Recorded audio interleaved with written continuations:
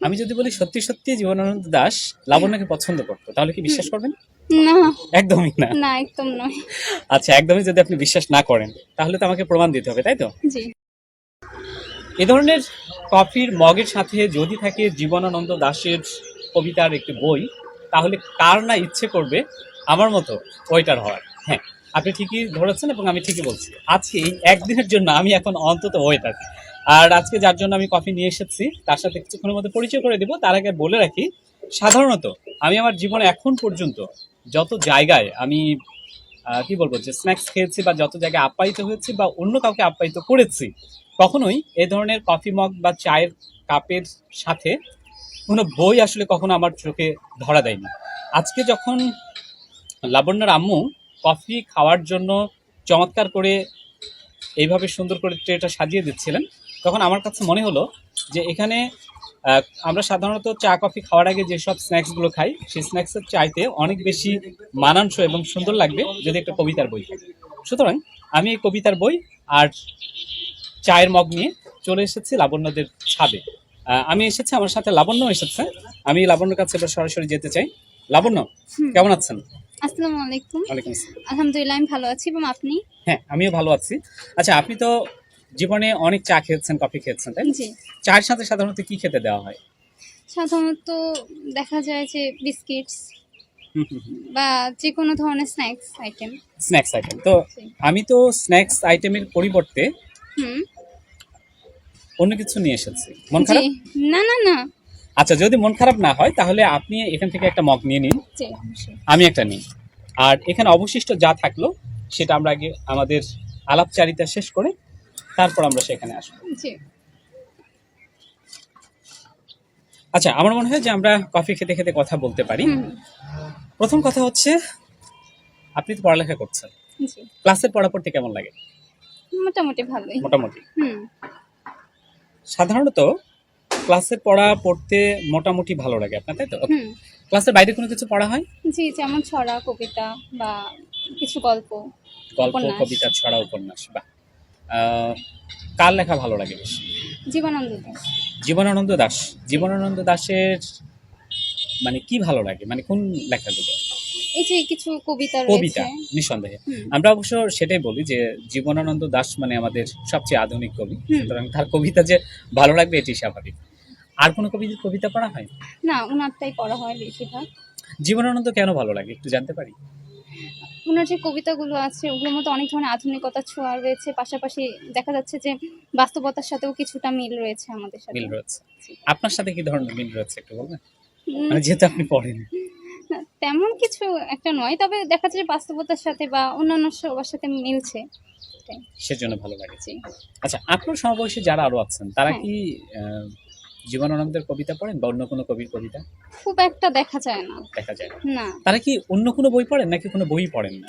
ইদানিং তো বই পড়ে না, বেশিরভাগ সবাই দেখা যায় যে মোবাইল নিয়ে আসে। মোবাইল। আচ্ছা, আমরা খেতে খেতে কথা বলতে পারি, হ্যাঁ? হুম। আমি আপনাকে যদি জীবনানন্দ দাশের হুম। একটা কবিতার বই দিই তাহলে আপনার কেমন লাগবে? ভীষণ ভালো। ভীষণ ভালো লাগবে। জি। আচ্ছা, খুবই ভালো, কারণ আমি কিছুটা টের পেয়েছিলাম, কিছুটা আগে জানতে পেরেছিলাম যে লাবণ্য পছন্দ করে জীবনানন্দ দাশের কবিতা। সে কারণে তার যখন চায়ের মগ কি কফির মগ তার আম্মু সাজিয়ে দিচ্ছিল, তখন হুম। সেখানে স্ন্যাক্সের পরিবর্তে আমি সেই জীবনানন্দের বইটাই আমি রেখেছিলাম, যেটি এখন এখানে রাখা আছে, একটু পরে তার হাতে আমি দিয়ে দেবো। আচ্ছা, জীবনানন্দ দাশ তার কবিতা আপনার ভালো লাগে, তাই তো? হুম। কিন্তু আপনি কি জানতেন যে জীবনানন্দ দাশ তার ভালো লাগতো আপনাকে? না। অবাক হচ্ছেন? আচ্ছা, অবাক যদি হন হ্যাঁ। তাহলে সত্য কথাটা বলুন। জি বলেন। আমি যদি বলি সত্যি সত্যি জীবনানন্দ দাশ লাবণ্যকে পছন্দ করতো, তাহলে কি বিশ্বাস করবেন? না, একদমই না। না একদম নয়। আচ্ছা, একদমই যদি আপনি বিশ্বাস না করেন তাহলে তো আমাকে প্রমাণ দিতে হবে, তাই তো? জি। প্রমাণ হাজির করব। আচ্ছা, প্রমাণ আমি হাজির করব না, দর্শক যারা আছেন, যারা আমাদেরকে দেখছেন এবং শুনছেন, তাদেরকে সাক্ষী রেখে আমি বলতে চাই, জি। লাবণ্য বিশ্বাস করতে চাইছে না যে লাবণ্যকে জীবনানন্দ দাশ ভালোবাসতেন। আমি যদি বলি যে জীবনানন্দ দাশের কলমে হুম। লাবণ্য উঠে এসেছে, তাহলে কি বিশ্বাস হবে? এটা হতে পারে এটা হতে পারে। আচ্ছা, অবশ্যই আমি আপনাকে খুব বেশি কিছু এ নিয়ে বলবো না, শুধু জি। এটুকু বলবো, একটা নাম বলে যাব আজকে, হুম, আপনি পরে তাকে খুঁজে নেবেন। জি। তার নাম লাবণ্য। জীবনানন্দ দাশ যে লাবণ্যকে ঘিরে অনেকটা সময়, শুধু বলবো না, নানাভাবে আবর্তিত হয়েছেন। সেই লাবণ্যর পুরো নামটা ছিল লাবণ্য দাস। আর আজকে যে যে লাবণ্য আমাদের সামনে, তার পুরো নামটা হচ্ছে আফরিন কবির লাবণ্য। ঠিক জি, বলেছেন? ঠিক বলেছেন। তো এই যে মানে জীবনানন্দ দাশের একটা প্রিয় চরিত্র, প্রিয় মানুষ ছিল লাবণ্য, সেই নামটার সাথে আপনার নামটা মিলে গেল, আপনার কেমন লাগছে? ভীষণ ভালো। মানে এটা আমার অজানা ছিল একদম। মানে ওনার কবিতার বই পড়া হয়, তবে আসলে এটা অজানা ছিল। অজানা ছিল। হুম। এখন কেমন লাগছে? এখন কি মনে হচ্ছে জীবনানন্দ দাশকে নিয়ে? হ্যাঁ, অন্যরকম একটা মানে অনুভূতি কাজ করছে। যে আপনার প্রিয় কবি, তার হ্যাঁ। কলমেও লাবণ্যর কথা উঠে এসেছে। জি। আচ্ছা, আমার মনে হয় যে কফি ঠান্ডা হয়ে যাচ্ছে, আমরা কথা বলতে বলতে দু এক চুমুক দিতে পারি। তার আগে আমি যেটি করতে চাই সেটি হচ্ছে, আমার হাতে জীবনানন্দ দাশের যে কবিতার বইটি, সেটি আমি একটু হস্তান্তর করতে চাই, কারণ মূল উপলক্ষ তো আজকে এটাই। আমার হাতে এই মুহূর্তে আছে জীবনানন্দ দাশের শুধুমাত্র প্রেমের যে কবিতাগুলো ছিল, সেই কবিতাগুলোর একটা সংকলন, অর্থাৎ শ্রেষ্ঠ প্রেমের কবিতা জীবনানন্দ দাশের। এটি সম্পাদনা করেছেন কবি সৈকত হাবিব। এই বইটি আমি হচ্ছে লাবণ্যর হাতে তুলে দিতে চাই। তার আগে আমার মনে হয় যে কাপটা আমরা একটু রাখতে পারি।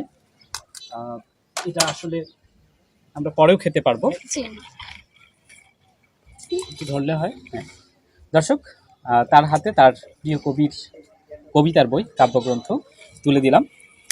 নিশ্চয়ই আমরা জি, লাবণ্য অসংখ্য ধন্যবাদ। যখন এই বইটি পড়া হয়ে যাবে, তারপর একদিন আমরা এই বই নিয়ে আমরা কথা বলবো। সেদিন নিশ্চয়ই লাবণ্য আমাদেরকে জীবনানন্দ দাশ সম্পর্কে আরো অন্য গল্প শোনাবেন, ভিন্ন মাত্রার গল্প শোনাবেন। তো লাবণ্য, একটা কথা আপনার কাছে জানতে চাইবো, জি, অবশ্যই বলেন। যে আমাদের লাইফস্টাইলের মধ্যে হুম। বই পড়া কিংবা বই সংগ্রহ, এটিকে লাইফস্টাইলের অন্তর্ভুক্ত করতে হলে আমাদের আসলে কি করা দরকার? আপনার কাছে কি মনে হয়? একটু জোরে যদি বলেন ভালো হয়। প্রথমত ফ্রি টাইমে আমরা যেমন দেখা যাচ্ছে নানা ধরনের কাজে লিপ্ত রয়েছি, দেখা যাচ্ছে যে আমরা বাইরে সময় কাটাচ্ছি কিংবা ফোনে টাইম ওয়েস্ট করছি। ফোনেও কিছু সময় আমরা ইম্পর্টেন্ট কাজ করছি, তবে যে টাইমটা ওয়েস্ট না করে যদি আমরা কিছুটা সময় বই পড়ি, বা দেখা যাচ্ছে যে আমরা নতুন নতুন ধরনের কবিতা বা উপন্যাস বা ছড়া গল্প এগুলো পড়ে, দেখা যাবে আমাদের বহিরাগত জ্ঞানটাও বাড়লো, সাথে সাথে সাথে সাথে আমাদের মন মানসিকতাটাও একটু অন্যরকম হলো, এবং আমাদেরও তাতেও দেখা গেল আমাদের মনটাও ভালো থাকলো। তো আমার কাছে মনে হয় যে বই পড়াটা খুবই দরকার, সাথে বই সংগ্রহটাও দরকার। বাহ, সুন্দর। আরেকটা প্রশ্ন জিজ্ঞেস করবো, যে জি, অবশ্যই। আপনার সমবয়সী যারা, জি। কিংবা আপনার চেয়ে বয়স একটু বেশি কিংবা একটু কম, হুম। তারাও যেন বই পড়া শুরু করেন বা নিয়মিত বই পড়েন, সেজন্য তাদের প্রতিনিধি হিসেবে তাদের কাছে আপনি যদি কিছু বলেন তাদের উদ্দেশ্যে। জি, অবশ্যই।